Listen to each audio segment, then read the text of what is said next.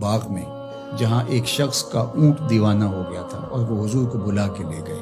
اونٹ دیوانہ ہو جائے تو سخت نقصان دہ ہوتا ہے، تو صحابہ کہتے ہیں کہ حضور جب داخل ہوئے تو ہم ڈرے کہیں حضور کو نقصان نہ پہنچا دے، کیونکہ وہ حضور کو دیکھ کے دوڑتا ہوا آیا، لیکن جو ہی وہ قریب آیا تو منظر عجیب تھا، اس نے اپنی پیشانی حضور کے قدموں میں رکھ دی اور سجدہ ریز ہو گیا۔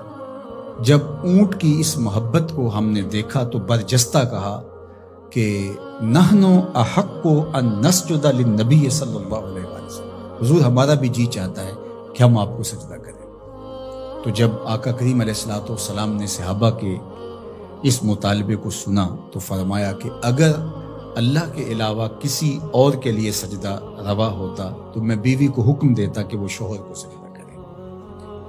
تو اللہ کے علاوہ شریعت میں سجدہ کسی کو روا نہیں۔ سجدہ تعبدی جو عبادت کی نیت سے کیا جاتا ہے وہ تو کسی کو بھی جائز نہیں ہوا، کبھی بھی نہیں ہوا، کسی شریعت میں بھی نہیں ہوا، چونکہ شرک کی کبھی بھی اجازت نہیں ہوئی۔ لیکن جو سجدہ تعظیمی ہے وہ پچھلی شریعتوں میں جائز تھا، لیکن اس امت کے اندر اس کے بھی روک دیا گیا تاکہ اس کا راستہ ہی بند کر دیا جائے۔ ایاک نعبد و ایاک نستعین،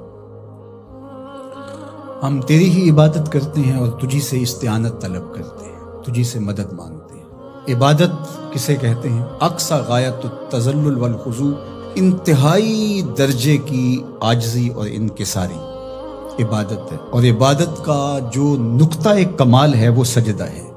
سجدے سے بڑھ کر عبادت کا کوئی روپ نہیں ہو سکتا، اور بندے کو سب سے زیادہ قربت رب کی سجدے میں ہی نصیب ہوتی ہے۔ تو ہماری عبادتیں اللہ کے لیے ہیں، اس لیے بندہ اس کے حضور کھڑے ہو کر کے عرض گزار ہوتا ہے کہ مالک میرا سر تیرے حضور جھکے گا۔ تو یہ جو تقدم ہے ایاک کا وہ اس لیے ہے تاکہ یہ حسر پیدا کر دیا جائے کہ ہماری پیشانی اللہ کے علاوہ کسی کے آگے نہیں جھکتی۔ اچھا، اب یہاں ایاک اعبد بھی تو ہو سکتا تھا، لیکن نعبد ہے، اس لیے کہ بندے کو یہ سکھایا گیا کہ اپنی عبادت پہ ناز نہ کرنا، اپنی عبادت کو صالحین کی عبادت کے ساتھ جوڑ کے پیش کر، کہ مالک جس طرح تیرے بندوں کے سر تیرے حضور جھکے ہوئے ہیں، میرا سر بھی ان کے ساتھ تیرے حضور جھکا ہوا ہے، ان کی عبادت قبول کرے گا تو ٹوٹی پھوٹی شکستہ عبادت میری بھی قبول فرما لے گا۔ اور پھر ارشاد فرمایا وَإِيَّاكَ نَسْتَعِينُ، اور ہم تیرے سے ہی استعانت طلب کرتے ہیں، تیرے سے ہی مدد مانگتے ہیں۔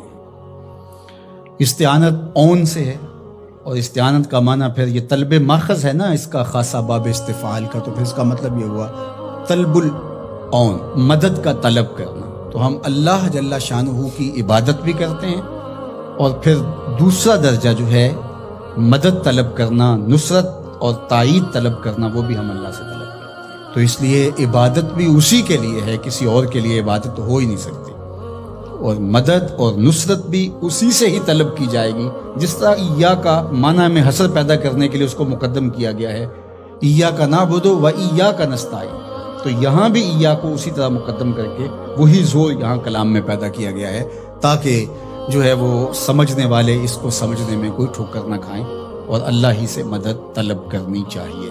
باقی مجازن اگر کسی سے آپ طلب کرتے ہیں مدد، تو آپ کے اعتقاد میں یہی ہوتا ہے کہ وہ اللہ کی دی ہوئی توفیق سے میری یہ مدد کر سکتا ہے۔ اگر ایسا ہو تو وہ اس کے زمرے میں نہیں آئے گی۔ ڈاکٹر سے دوا لینے جاتے ہیں تو شفا تو من جانب اللہ ہوتی ہے۔ یہاں آج کل جو ہے وہ نور بٹ رہا ہے، تو یہ کہا جائے کہ انہوں نے مجھے نور دے دیا، تو نور تو اللہ ہی دینے والا ہے، لیکن یہاں مجازی معنی ہوگا۔